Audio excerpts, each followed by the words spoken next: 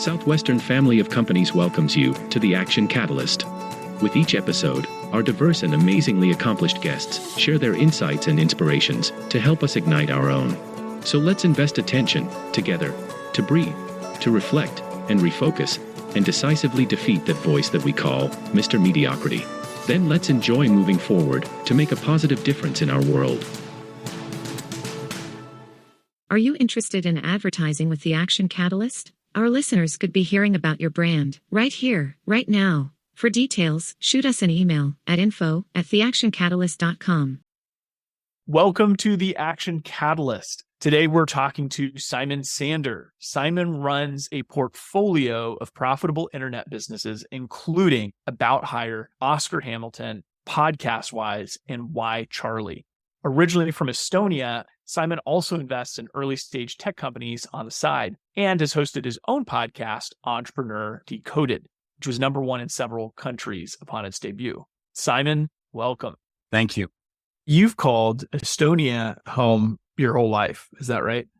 Yeah, I was born in Tallinn, Estonia. It's a country of 1.4 million people. And yeah, I was born there, but after high school, I ended up getting a ride in, American college. And I've been kind of going between US and Estonia for the past, decade now. But I still love going back. Once a year, I usually go back, see friends and family, but I don't have too many connections back there anymore. What's your #1 secret for dealing with the time change?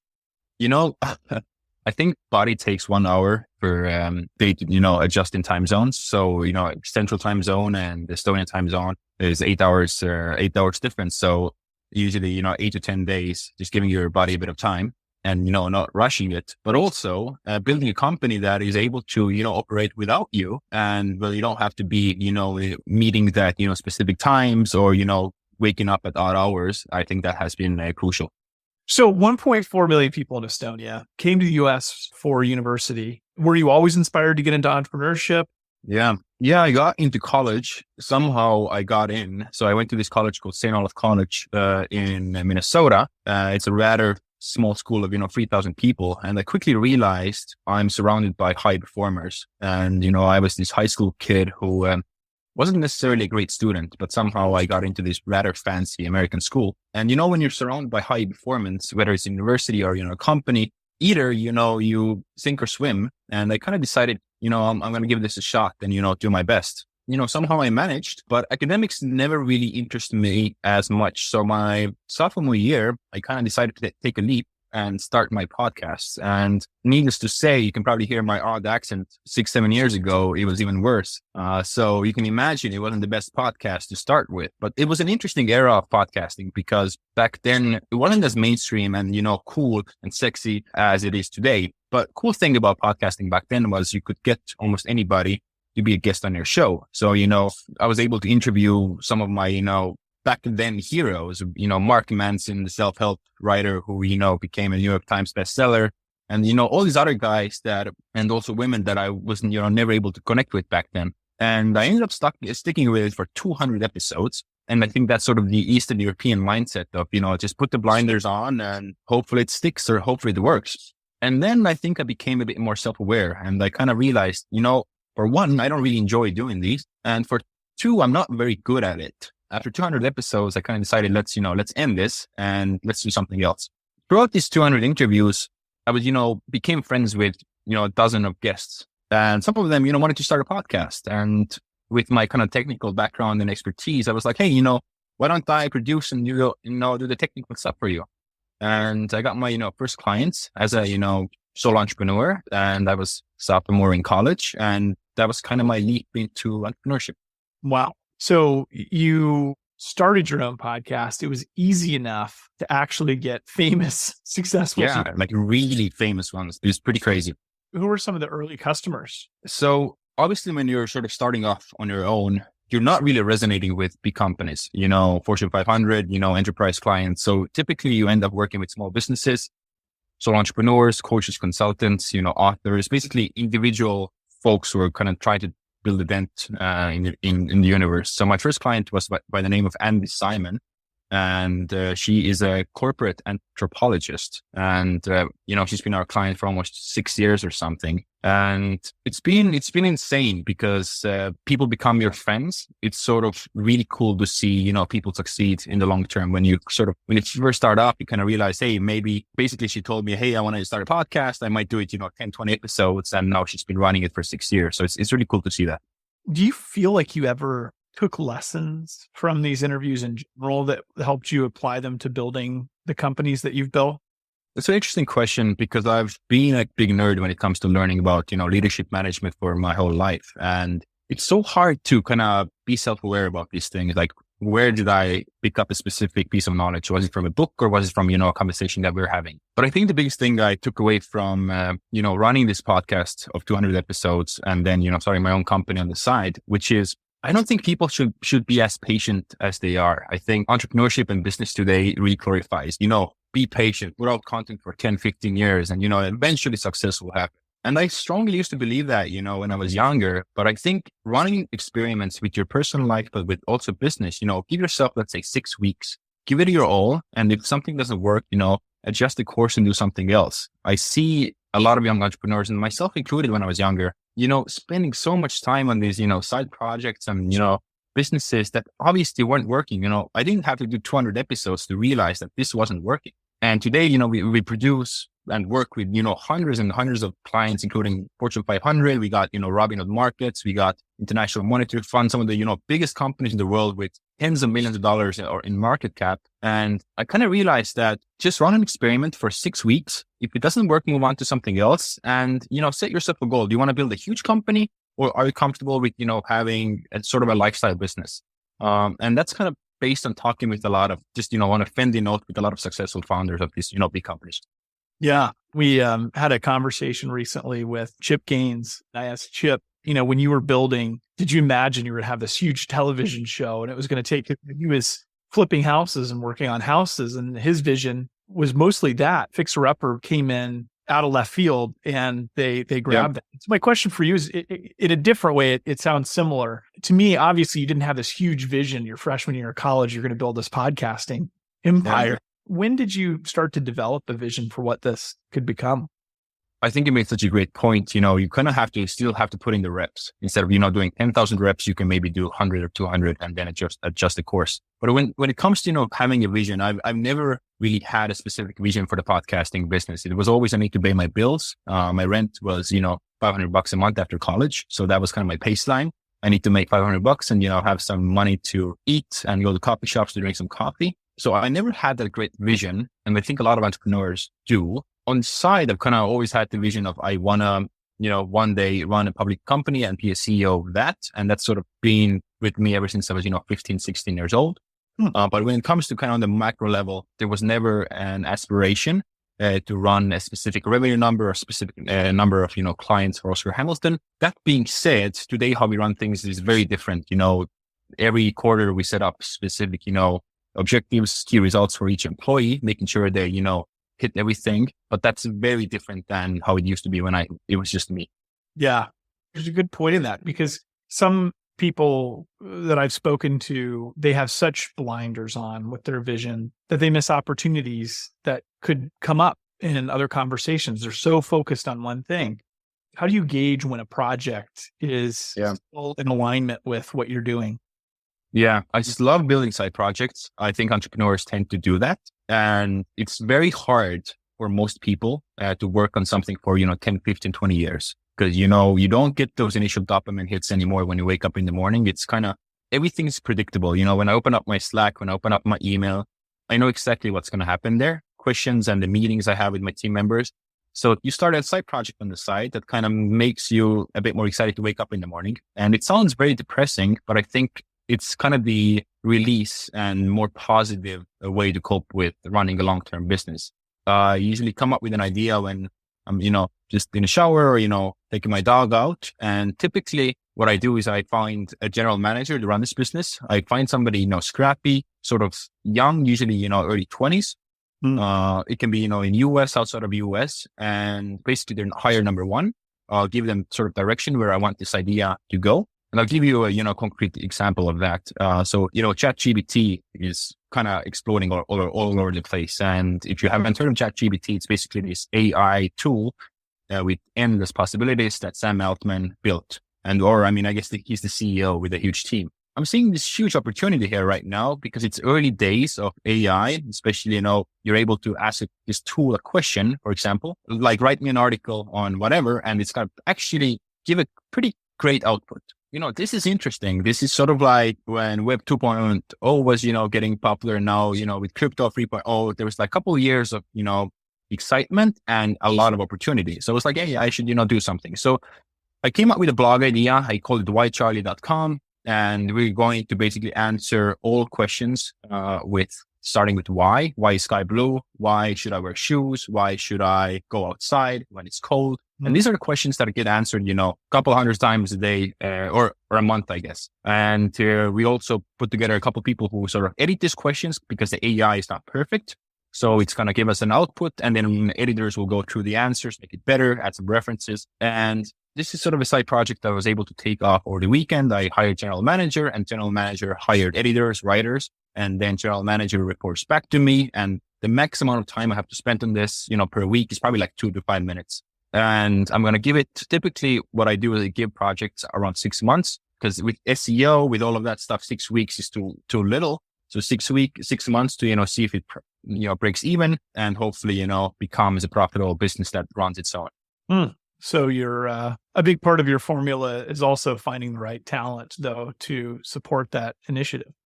Yeah, I think hiring talent is probably the number one skill of entrepreneurship. Entrepreneurship at the end of the day is delegation, nothing really more than that, and finding very good people who can do work better than you in specific areas in the business.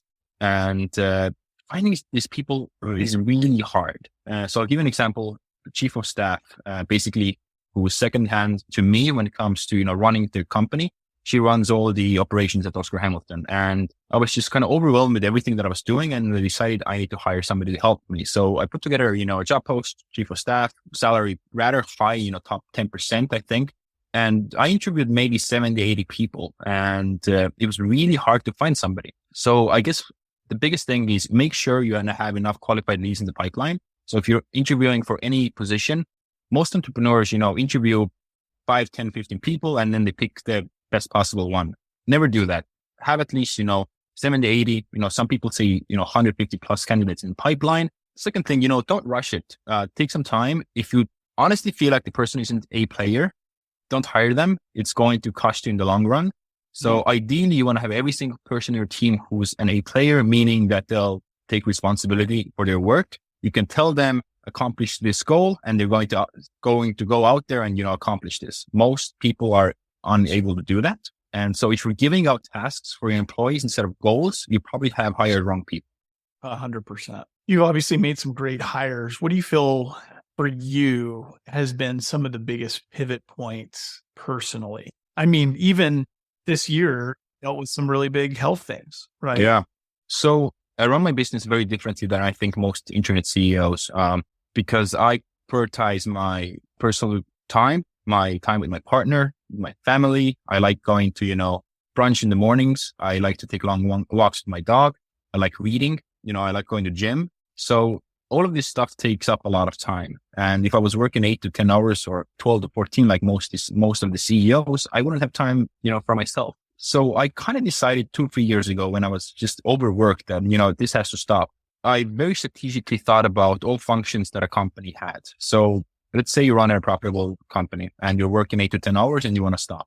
Typical entrepreneur, does that. So write out all the functions that your company has, from accounting, collecting invoices, to sending out sales letters, to checking in with your team, one-on-one meetings, and then make a note to everything that you actually want to do. What are your strengths? What are your weaknesses? And everything that isn't your strength and you don't enjoy doing, you need to delegate with somebody else on your team. So you have this huge list of, tasks. And typically a typical company, a small business has, 40 to 100 functions like that. At Oscar Hamilton, we have around like 70 functions that get executed each day. And for each function, you need to find the person who's going to be directly responsible for that function to make sure it gets done. You don't want to have 2 people to be in charge of a function. You want to have one individual responsible. So if something falls through, who's in charge of that. Mhm. You also want to have a backup person and cross-train them. So in case first person gets sick, leaves the company, there's a replacement to go right away. So for example, if you have somebody on your team doing sales calls, they get sick, there's a second person, ready to take over. The third part of the puzzle is have processes and SOPs and how-to guides. Every time anybody on your team does a task, second time, they are required to write it down in a written or a video format. So for example, if I am going to collect invoices the first time, the second time I am required to write it down so I don't have to do it again. And that's sort of a common practice. So once you have all these functions, written out, you will only end up with 5 or 6 things that you actually really enjoy doing. For me personally, it's doing one-on-ones with my team, hiring, firing, and setting the strategy. That's the only thing that I do. When it comes to, sales, when it comes to accounting, when it comes to management, when it comes to sort of the micro level that happens on day-to-day in company, you can outsource or delegate 99% of that. And entrepreneurs often feel that they need to do it all, but in most of the time they don't, and they're not very good at it. So being self-aware that, hey, give yourself a bit of space and hire great people, create those task lists, give out the tasks, and keep really tight eye on processes. And all of a sudden you have all this time in your hands and you end up working, hour or two. So Simon, I'm gonna play devil's advocate with you, not because I disagree, because I 110% agree, but I know what everybody is thinking in their head as an objection to this, and they always say, "Oh, Simon, but for me, this task only I can do it so well. Other people can't do it nearly as well as me, and if I do it, they screw it up." And this happens, right? You hire someone, they drop the ball. And then the normal average entrepreneur, business owner wants to grab that responsibility back because they saw what happened when they delegated. Yeah, it was so uncomfortable in the beginning to get this process started because I remember exactly even, delegating my email box. It sounds pretty absurd, but I had this fear in my head, what if somebody sends out an email on my behalf and messes something up? Or, there's a salesperson who does a sales call and makes us look bad. What you want to do is, number one, hire great people. Number two, give them a trial. You don't need to hire them full time. Give them 1 week trial and see how they do. And for example, number three, don't give them all access like on day one. For example, with email, have them go through your email and grade drafts. And if they mess up, edit the drafts and make sure, next time you change the body of the email a bit. When it's same thing with sales calls, instead of having them do 200 sales calls a month, have them, start with one and see how they do. And even if you don't trust them to do one sales call, have them do like a Loom or, a one-way video interview with themselves where they have pitching a potential client. So it doesn't mean that you have to give out all responsibility at once, 100%. And I think that would be a bit foolish anyways. Very slowly adjust. And if you feel like person is performing, give them more responsibility. Start off very slow, give them, 10% of what you're doing. When it comes to the question of, hey, me personally, I can do this best. If it's actually true, good for you. And you can, and if you actually enjoy it, make sure you can keep going and doing it. But entrepreneurs tend to have a lot of biases and they think they can do everything really well. And based on my experiences, is not true at all. And I'll give an example.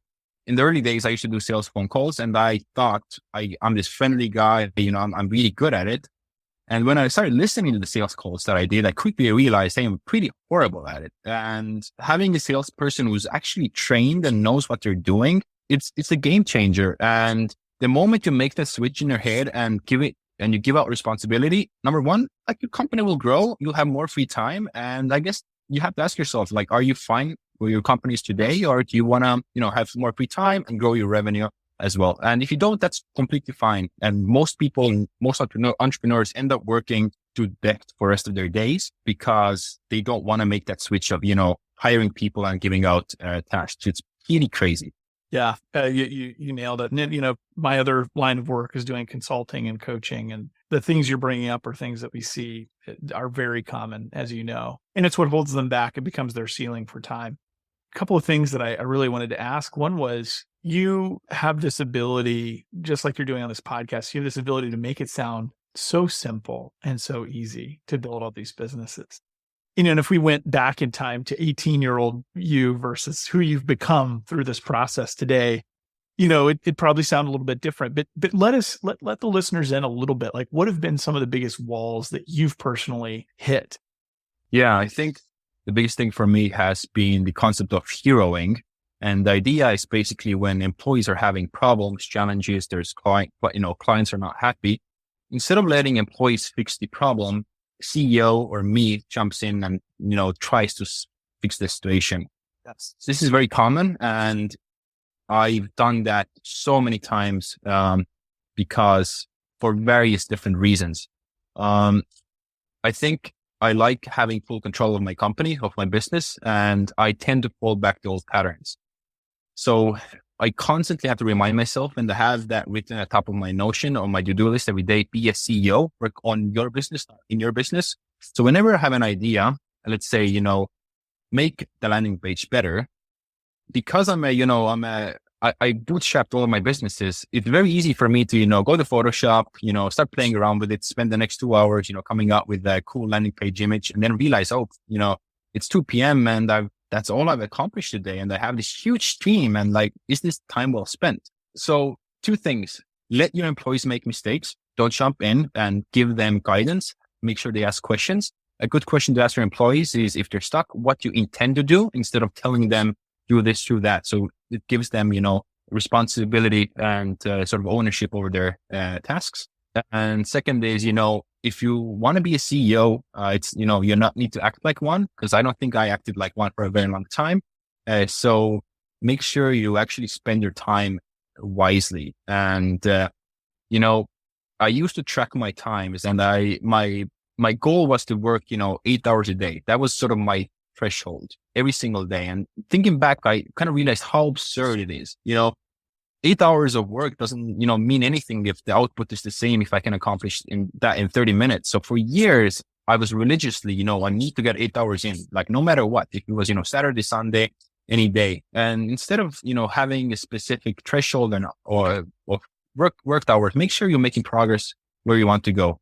I think that's wonderful wisdom for many people. Heroing, it feels good natured. You want to help the person, you want to save the business. And so you jump in to help, but you're stealing a lesson to develop your next level of leaders. And that's part of scalability too, right? Yeah. Well, a couple of lightning round, and these are just quick questions, but really great for our listeners. If you were just looking at your phone, thinking of the last app that you're really excited about, what would that be? Yeah, Notion for sure. Yeah, we run everything in Notion, all our processes, SOPs, my own to-do list. Yeah, if Notion went down, I have no idea what I'd do. Okay, awesome. Book that you've listened to or read recently that was influential in helping you? Yeah, this is available for free in Google Docs. It's by Matt Mockery, and it's called The Mockery Method. It's basically principles of great leadership management. And I've probably reread the thing 25 times over the last, 3 years. Goes over all the great management lessons from top tech companies from the world. And Matt is just, a fantastic guy. And, he made it available for free. I think you can get it from Amazon as well, but the Google Docs version is more updated. So I'd recommend it. Yeah, that's a great resource. And then because you've been in the game of interviewing for 200 episodes, I feel like this is an interesting question for you. Who's a person you've always wanted to meet, but never have? Yeah, I met all my heroes. I don't have one. Not everybody can say that. I think it's partly because I grew up in Estonia and I always looked into, the Estonian entrepreneurship ecosystem. I think, in US, we have these CEOs who are sort of treated as celebrities. In Estonia, it's very, very different. If your net worth is thousand millions or, very, very rich, you go to the same coffee shops as, everybody else, and you're not treated any differently. So, you get to meet all these people very easily. It's very different than what's happening in the US. So I don't know. I don't have any specific person that I would like to meet. I know it's a boring answer. I'm sorry. No, it's okay. I think it's amazing that you've had the opportunity to meet many of those people already, which says something. I guess the last thing, and this may be a little generic, but we'd love to hear different answers. What's your morning routine? What's your morning routine during the work week? Oh, you're going to hate me for this. Again, this is so boring. My day is so random. I work a couple hours a day. So I typically go to bed around, midnight, maybe 1 a.m. Last night, I was on my laptop until 6 a.m., just playing around. So typically I wake up, 10 a.m., sometimes 9 a.m. I make my coffee. I go on a long walk with my dog, typically for an hour. And I don't take any meetings before typically before 1 p.m. This was, kind of the first in 5 years, which has been interesting. And I try to get all the important stuff out of the way before lunch. I do lunch, around 2 p.m. So the morning routine literally is coffee and going out to walk with my dog. I used to do, read morning pages and meditation and sort of all of that. And I felt like I was just not enjoying it as much. Maybe I need to get back to it, but I feel like I'm getting a lot done these days. Morning is my prime time. And I just really enjoy getting my coffee and, starting working after I get a bit of fresh air. So yeah, I don't have any morning routine at this point. Appreciate the honesty. And honestly, I think we asked the question because I think it's healthy to understand that you don't have to be a morning warrior that starts at 4:30 a.m. to have built successful things and maintain growing them, right? There's a lot of different ways to find that success. I think the underpinning of a lot of this conversation has been, you've been a student of the game and learning a lot of these principles through practice. I feel like there's a lot of golden nuggets in what you've shared, but I really appreciate your time today. And thanks from our audience too, for being willing to share the lessons before your 1 p.m. traditional meeting time. Thank you. Appreciate it. If you enjoy this podcast, please make sure to subscribe. And to stay updated on everything that the Action Catalyst is up to, make sure to follow us on Facebook and Instagram at Action Catalyst Podcast and on Twitter at Catalyst_Action. And thanks for listening.